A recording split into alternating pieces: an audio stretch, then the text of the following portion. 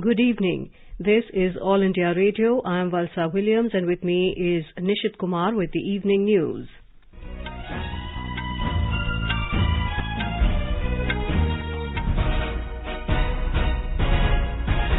The headlines. Agriculture Minister Narendra Singh Tomar says new farm laws will contribute to achieve the goal of doubling farmers' income. Both houses of parliament adjourned till Monday amid continuous disruptions by opposition. Reserve Bank of India projects GDP at 10.5% in 2021-22. President Ramnath Kovind lauds India's strides in defence and aerospace sectors at Aero India show in Bengaluru. Around 53 lakh people administered COVID-19 vaccines in the country so far. National recovery rate improves to 97.16%. And in cricket, England were 263 for 3 at stumps on day 1 of Chennai Test against India. As the nation fights the COVID-19 pandemic, we begin with a message of precaution to stay safe and protected by following these 3 simple steps. Wear a face mask, maintain 2 gaz ki duri for social distancing, focus on hand and face hygiene. And now the news in detail.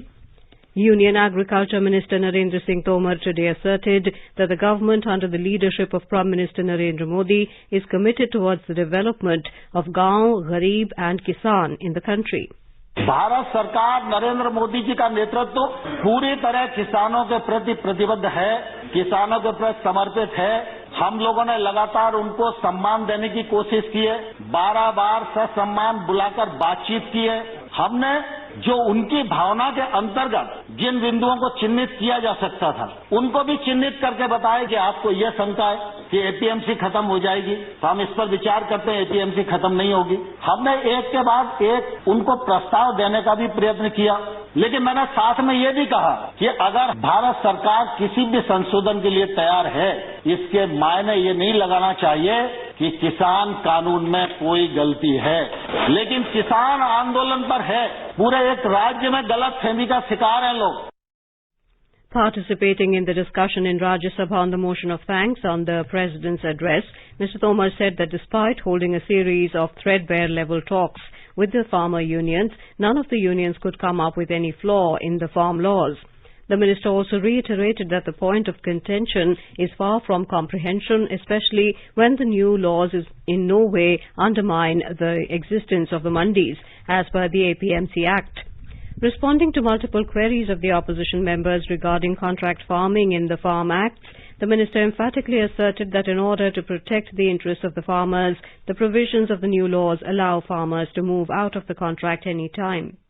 किसानों को इस बात के लिए बरगलाया गया है कि ये कानून आपकी जमीन को ले जाएंगे। मैं कहता हूं कॉन्ट्रैक्ट फार्मिंग के एक्ट में कोई एक प्रावधान बताए जो प्रावधान किसी भी किसान की जमीन छीनने की इजाजत देता है, लेकिन लोगों को भड़काया जा रहा है, जमीन चली जाएगी और किसान इस एक्ट से कभी भी बाहर हो सकता है। व्यापारी कभी भी बिना पैसे दिए इस एक्ट से बाहर नहीं हो सकता। Mr. Tomar said the government is committed towards the goal of doubling farmers' income and the new farm laws are an instrument to achieve the same. The discussion on the motion of thanks concluded today before the House was adjourned. Prime Minister Narendra Modi will on Monday reply to the discussion in the upper house. Lok Sabha was adjourned till Monday as the opposition members continued their protest in the House against the farm laws. When the House met after the first adjournment at 6 p.m., the scene was no different as opposition MPs again trooped into the well raising slogans against the government. The Reserve Bank of India, RBI, today said that the Monetary Policy Review has decided to continue with an accommodative stance of monetary policy to maintain status quo on key policy rates. This will continue as long as necessary, at least through the current financial year and into the next year to revive growth and mitigate the impact of COVID-19. The repo rate is kept unchanged at 4% and the reverse repo rate at 3.35%. While announcing the policy review, the RBI Governor Shaktikant Das said that the GDP growth is projected at 10.5% in the financial year 2021-22. GDP growth is projected at 10.5% in 21-22, in the range of 26.2% to 8.3% in H1 and 6% in Q3 of the coming financial year, that is 21-22. The RBI governor said projection of CPI inflation has been revised to 5.2% for fourth quarter of the current financial year. President Ramnath Kovind graced the valedictory ceremony of the 13th Aero India show in Bengaluru today. He described Aero India 2021 as a living proof of India's ever-growing strength in the defence and aerospace sectors at the global level. India 2021 is a living proof of India's ever-growing strength in the defence and aerospace sectors. The event has exhibited that the global confidence in India's capabilities is growing steadily. Today, India is not just a market, but is also a land of immense opportunities for the whole world, including in the defence sector. I am confident that the 13th edition of Aero India will contribute significantly towards strengthening India's self-reliance in the defence sector, as well as establishing India as a manufacturer for the whole world. He expressed confidence that the number of policy initiatives aimed at placing India among the top nations in the defence sector will meet the twin objectives of self-reliance and export promotion. Speaking during the valedictory ceremony, Defence Minister Rajnath Singh informed that 121 MOUs, 19 transfer of technologies, 4 handing over of new defence products, 32 major announcements and launching of 18 new products were the outcome of this edition of the Aero India International event. Over 500 companies from 60 countries participated in the 3-day Aero India show, and 4.5 lakh people were virtually connected with the event. During the Aero India show, 35 MSMEs earned business worth 203 crore rupees. Government has said that a total of 52,90,474 beneficiaries have been vaccinated for COVID-19 till 6 p.m. today. Briefing media in New Delhi, Additional Secretary in the Health Ministry Dr. Manohar Agnani said a total of 1,04,781 sessions have been held till now. He said India has been the fastest country to achieve 5 million COVID-19 vaccinations in just 21 days. Dr. Agnani said today 3,31,029 beneficiaries were vaccinated all over the country. Today, by 6 p.m., the sessions which were held in all states and UTs, a total of 3,31,029 beneficiaries have been vaccinated. So total hospitalization till date are 27, which comes to 0.0005%, and no event of hospitalization in past 24 hours. Death reported so far are 22. New death reported in past 24 hours is 1, and none of these deaths have been causally linked with COVID-19 vaccination. A total of 52,90,474 beneficiaries have been vaccinated till 6 p.m. Meanwhile, the country's COVID-19 recovery rate reached 97.16%, with a total recovery of more than 15,000 patients in the last 24 hours. Uttar Pradesh government has decided to open the schools in the state. For students of class 6 to 8, schools will open from 10th of this month, and for classes 1 to 5th, schools will resume on the 1st of March this year. AIR Lucknow correspondent has filed this report. After a gap of more than 11 months, the school-going kids in state will take physical classes instead of virtual. Recently, Chief Minister Yogi Adityanath had instructed Education Department officials to make preparations for the opening of schools, as the spread of coronavirus is very limited in state right now. An order regarding this has been issued by Education Department of state, and consent of parents will be a must for the children to appear in the classes physically. Chief Minister Yogi Adityanath has also given instructions to schools to make arrangements of thermal scanner, masks, sanitizers, and strictly follow the social distancing guidelines. Sushil Chandra Tiwari, AIR News, Lucknow.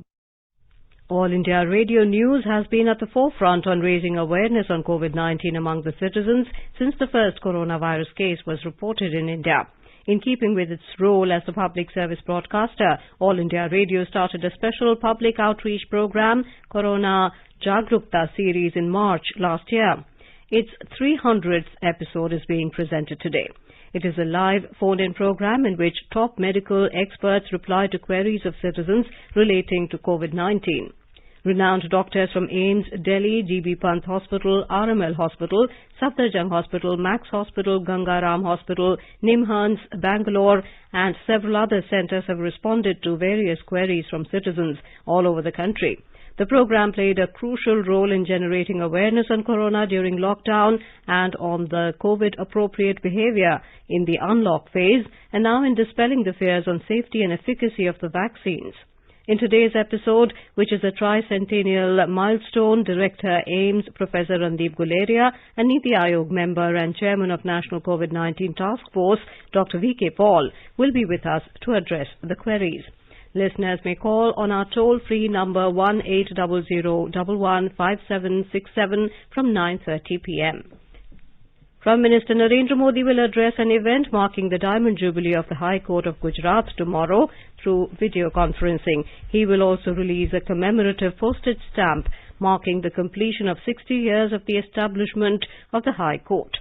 Minister of Law and Justice Ravi Shankar Prasad, judges of Supreme Court and High Court of Gujarat and Chief Minister of Gujarat Vijay Rupani will be present on the occasion. Members of the Law Fraternity of Gujarat will also be present during the event. All India Congress Committee has appointed Nana Patole as the President of Maharashtra State Pradesh Congress Committee. Yesterday, he had resigned from the post of Speaker of Maharashtra Legislative Assembly. The Constitution Bench of the Supreme Court today fixed the dates for the hearing of the challenge against the constitutionality of the Maharashtra Socially and Educationally Backward Classes SEBC Act 2018, which provided for a quota to Marathas in jobs and education. The bench, headed by Justice Ashok Bhushan, has directed for hearing to commence on the 8th of March and to be concluded by 18th of March 2021. On 18th March, the Attorney General will make submissions along with the rejoinder submissions. Ministry of Ports, Shipping and Waterways has issued guidelines for floating structures with a vision to set up world-class floating infrastructure all along the coastline in the upcoming projects as per the provisions contained in the guidelines. The guidelines set out various technical aspects for implementation of floating jetties or platforms for marinas, minor harbours, fishing harbours or fish landing centres, waterdromes and such other similar facilities in coastal areas, estuaries, waterways, rivers and reservoirs.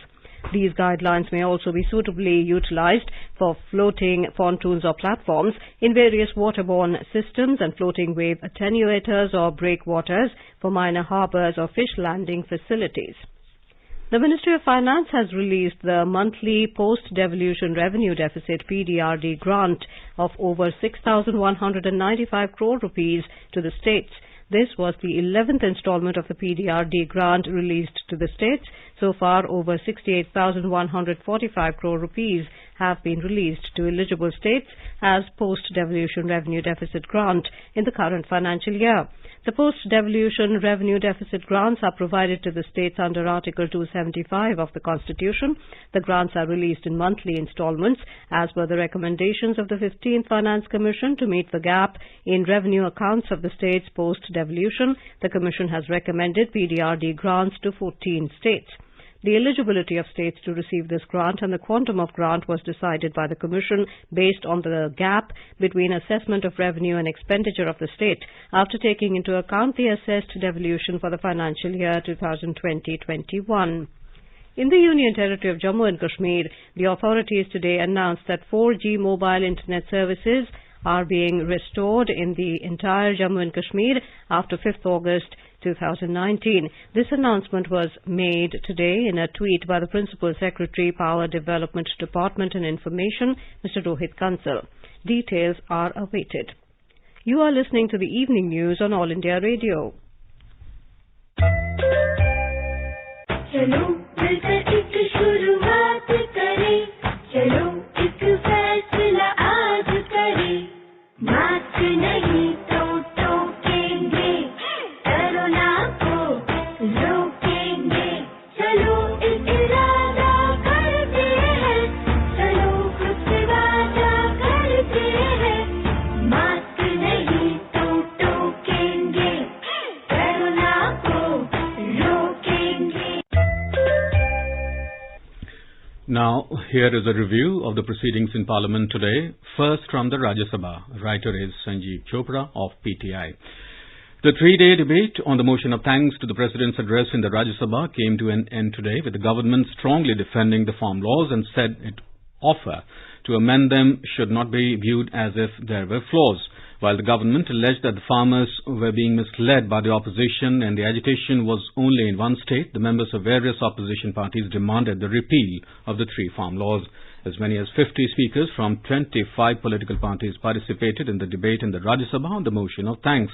18 members of the BJP, 5 from Congress and 27 from other opposition parties participated in the discussion. Prime Minister Narendra Modi is expected to reply to the motion on Monday. Intervening in the discussion, Agriculture Minister Narendra Singh Tomar launched a sharp attack on the Congress, alleging that only the Congress can do farming with blood and not the BJP. Mr. Tomar said the government's offer to amend them to assuage farmers' sentiments did not mean they had any flaws, and none from the protesting unions or their sympathizers have been able to point out any lacuna. Mr. Tomar stressed that the government is committed to the welfare of farmers and the continuation of the mandi system of procurement of crops on MSP-based mechanism. The minister said the laws give farmers alternatives to sell their produce outside mandis, and unlike the state government, notified marketplaces such sale would not attract any tax. He said the agitation should have been against the tax levied by the state government on sale made in mandis, but strangely the protests are against freeing of the system from such taxes.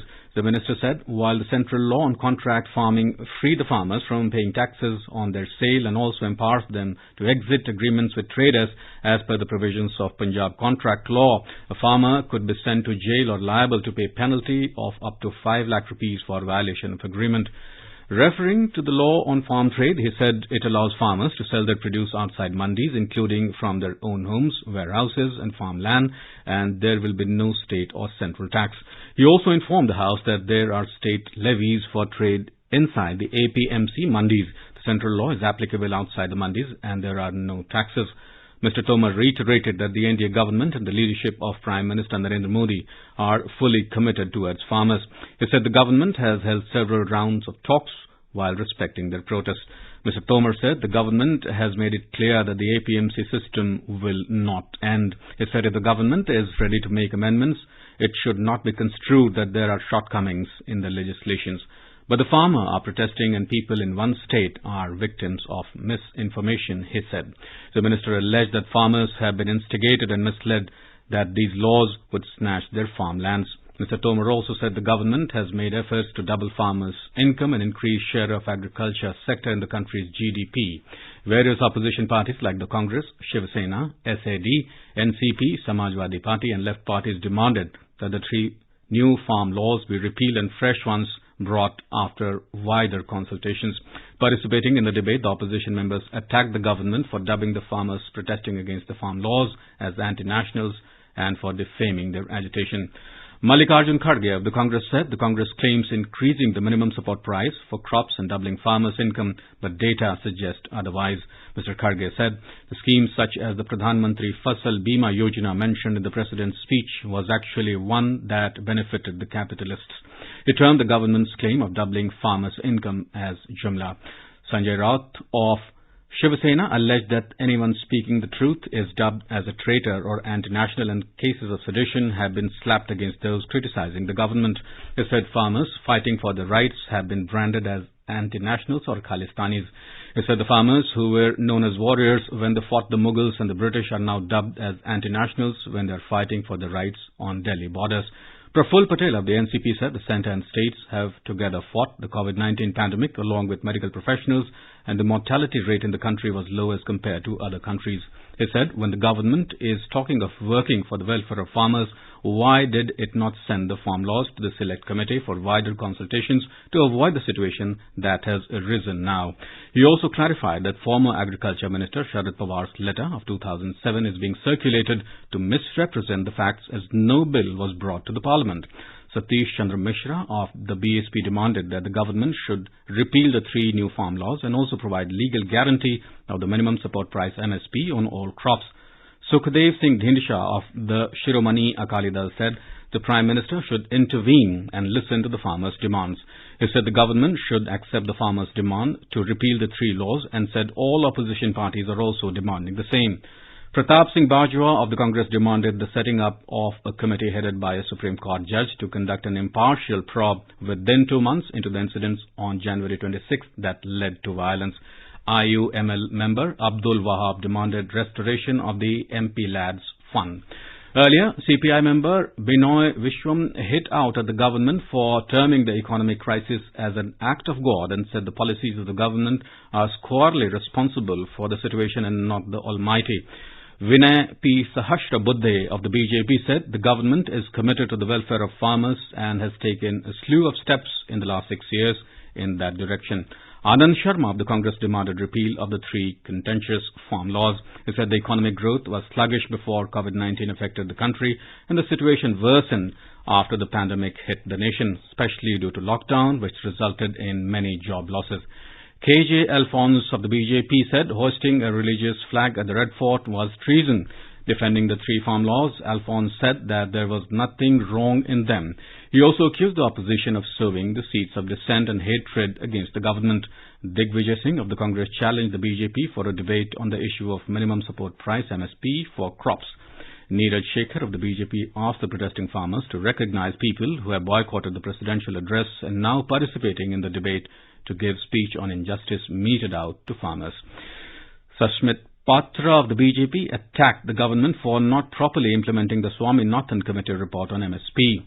Subhash Chandra Bose Pilli of YSRCP raised state issues such as special status to Andhra Pradesh and approval of revised cost estimate of the Polavaram irrigation project. Samsher Singh Manhas of the BJP said the erstwhile state of Jammu and Kashmir was neglected by the previous governments. Prime Minister Narendra Modi is now working towards the development of Jammu and Kashmir and is ensuring funds are available for that. Now a review of proceedings in the Lok Sabha. Writer is Kumar Rakesh of PTI. Lok Sabha proceedings were a virtual washout today as relentless protests by opposition members against the 3 farm laws continued. The House was adjourned first till 6 p.m. and then for the day after opposition members disrupted the proceedings demanding repeal of the 3 farm laws. They also shouted slogans while trooping into the well of the House. As soon as the House convened at 4 p.m., members belonging to Congress, left parties and the DMK rushed to the well, raising slogans against the new laws and displayed placards. Speaker Om Birla, however, continued with the question hour, with Health Minister Harshvardhan responding to supplementaries on COVID-19 vaccination.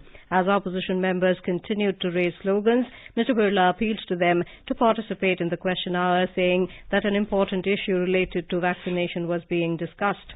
While Congress, DMK and left members were in the well, members from the TMC did not participate in raising slogans. Around 4:15 p.m., Birla adjourned the House till 6 p.m. With no let-up in the protests, when the House reconvened in the evening, the Speaker adjourned its proceedings till Monday after his plea to opposition members to go back to their seats went unheeded. When the House met at 6 p.m., the opposition continued to disrupt the proceedings. Speaker Om Birla adjourned the House till Monday. And that is all in Parliament Review. In Madhya Pradesh, registration for procurement of wheat is currently in progress, which will run till February 20th. All arrangements are being made in the state for timely procurement of crop in the interest of farmers. Wheat will be procured from March 22nd in Indore and Ujjain divisions in MP and from April 1st in the remaining divisions. Around 4,529 procurement centres are being set up across the state. Chief Minister Shivraj Singh Chauhan, while reviewing Rabi procurement preparations yesterday, said that all essential facilities should be provided to the farmers at the procurement centres. Their crop should be procured on time and there should be no delay in payment after the procurement. Keeping in view the transparency and competitiveness that ENAM has brought into the agricultural market, the government has proposed in the Union Budget 2021-22 to integrate 1,000 more mandis with National Agriculture Market ENAM platform. The agriculture infrastructure funds would be made available to agricultural produce market committees for augmenting their infrastructure facilities. ENAM is an innovative initiative in agricultural marketing to enhance farmers' accessibility to multiple numbers of markets and buyers, to bring transparency in trade transactions with the intent to improve and also to develop the concept of one nation, one market for agriculture produce. More from our correspondent. eNAM is not just a scheme, but it is a journey which aims to benefit the last mile farmer and transform the way they sell their agri-produce. This intervention brings immense benefits to country's farmers in augmenting their income by enabling them to realize remunerative prices in a transparent manner without incurring additional costs. Better market linkage has been provided under eNAM by integrating 1,000 markets across 18 states and 3 union territories. So far, more than 1.69 crore farmers and 1.55 lakh traders are registered on eNAM platform. The online and transparent bidding system is encouraging farmers to increasingly trade on eNAM platform. Anand Kumar, AIR News, Delhi.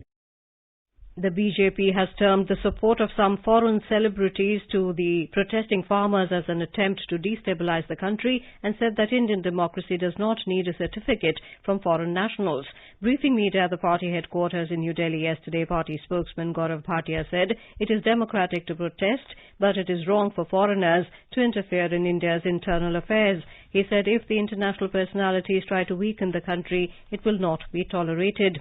The centre is working on setting up a single window system for clearances and approvals of industry in the country. Minister of State for Commerce and Industry Som Prakash told this in a written reply in the Rajya Sabha today.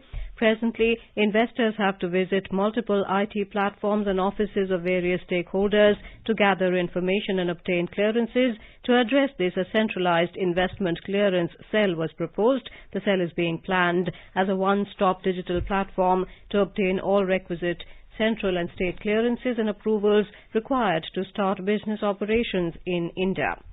The Ministry of Education has decided to name residential schools and hostels funded under Samagra Shiksha of the Ministry as Netaji Subhash Chandra Bose residential schools or hostels.